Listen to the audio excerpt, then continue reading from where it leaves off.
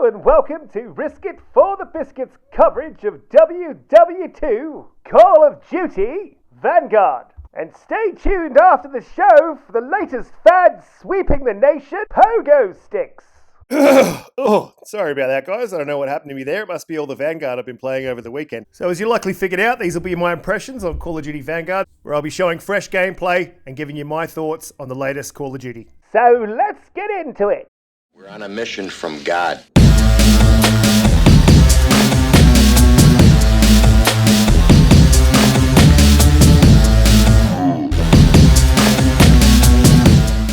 Straight up, this game's a bit of a mixed bag. There's some solid gameplay elements, but there's also some serious and some game-breaking issues. Obviously, an alpha build, some problems can be expected, but before I get into lashing the game, I'll quickly give you a rundown of the modes. Champion Hill mode consists of 8 teams facing off, with teams of 2v2 and later 3v3. You'll kick off at the hub with buy stations, and each player starts with 6 lives, though a single extra life is available on each map for teams to battle it out for. Buy stations provide weapons, perks, equipment, and kill streaks, but a very cut down version of them. Weapons are standard World War II inclusions you can see on the screen here. Right, now let's get into the many issues I encountered in my weekend with Vanguard. Getting into lobbies could take up to 10 minutes, and at times you couldn't get in at all. I'd have to quit out and reload the game to get a game with a playable latency. Pretty standard, it's a Modern Warfare issue. I hope they finally fix that for release. Something else that I noticed was graphically, while not bad, it wasn't outstanding. In comparison to Modern Warfare on my Series X, there's really not that much difference. They pretty much look the same graphically. That might be because it was the PS4 version and it didn't release with the PS5 updated version in alpha. I don't know that. I couldn't find any information on that. So if you do know, let me know down in the comments. And will PlayStation be charging extra for that? You'd hope not for a dual console builder like myself. Parties were buggy as well, and they booted members after each game if you could join at all. That's another Modern Warfare hangover, which brings us to 3v3. The maps, in my opinion, were too small to support 6 players, with the exception of Airstrip and possibly Train Yard. But Train Yard's still a little claustrophobic in my opinion. If you're playing 3v3, you need to have friends and good comms with teamwork to have any chance. Otherwise, any team that does know each other and are using comms is going to lay the smackdown on you. I mean, it's possible to carry one noob v2 enemy, but carrying 2v3 enemy is beyond frustrating. Also, people often were booted out of the match pre or during the match, which makes the game pretty damn frustrating. So I hope they come up with some sort of penalty system like slow eroding rank or a 10-minute play ban or something to discourage quitting early. Now, Gunplay, the meat and potatoes of any Call of Duty game. There's some pretty serious issues here, and some I suspect related to the netcode itself. Now, firstly, there's way too many aim assist options, and regardless of which you choose, it's way too strong. It'll even pull through breakable and solid walls, and the devs said that that wasn't intended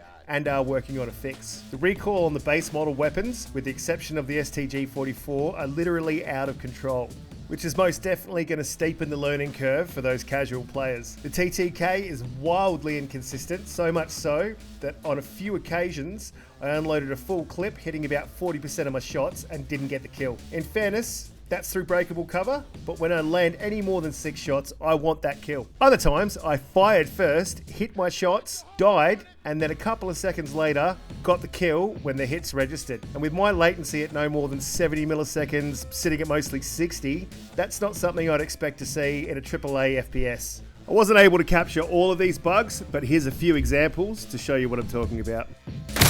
One life left to live, make it count! How many fucking times do you have to hit him? What the fuck?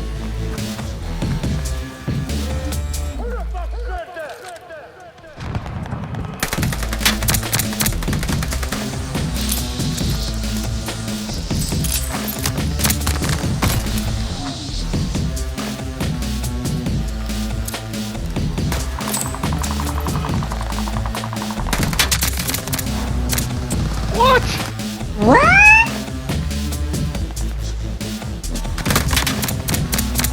How is he not dead, man? Come on. As you can see there's some pretty clear netcode issues, and hopefully they get that sorted for the beta, or at least November 5th, because if they don't get it sorted by then, it'll be a game that I will not be playing.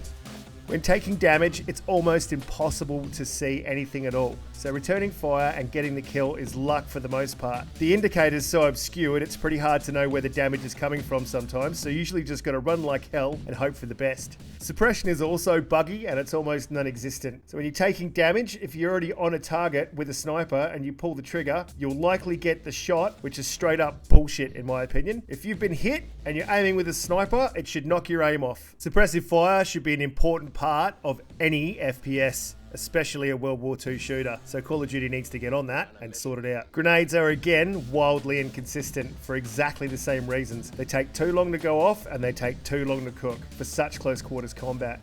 If Vanguard is going to draw players from Modern Warfare, which Cold War failed to do, frankly, because, let's be honest, it's shit, it's going to need to pull its socks up between now and November 8 when it comes to combat, especially with Battlefield releasing in October.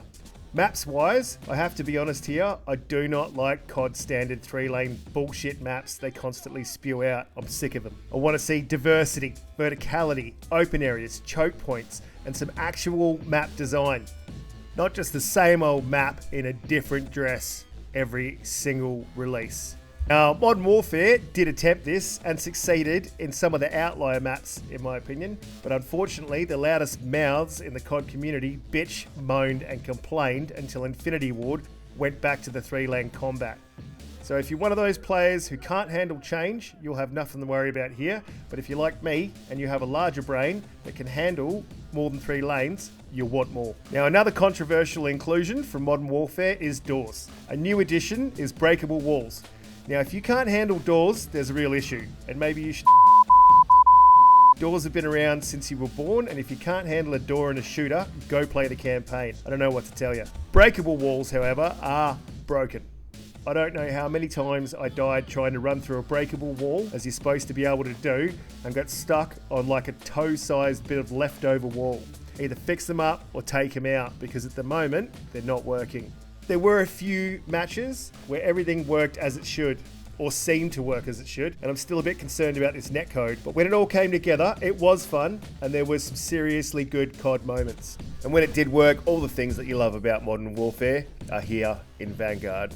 Guns felt punchy and responsive, and kills, when the netcode was working, were pretty satisfying. So if they can clear up a good amount of these issues, I feel that Call of Duty Vanguard will be a worthwhile addition to the series. We do have to remember that it is an alpha, and with all of these issues, we only saw one mode, and it's only one small part of the game, and there's a lot more coming, and I'll definitely be doing a beta follow-up to see where the state of the game is at on that beta release. The campaign looks like it'll be a banger, and I'm still pretty excited that the Aussies are getting some representation, which is about time. If you're a serious hardcore COD lover, then I think there's plenty for you to love here. It'll definitely blow your hair back. And frankly, they couldn't do much worse than Cold War. That game is about as useful as an ashtray on a motorbike. So if pre-ordering's your thing, I think it's a pretty safe bet to go right ahead and pre-order the game. Worst coming to worst, you can always cancel your pre-order, unless you're on PlayStation.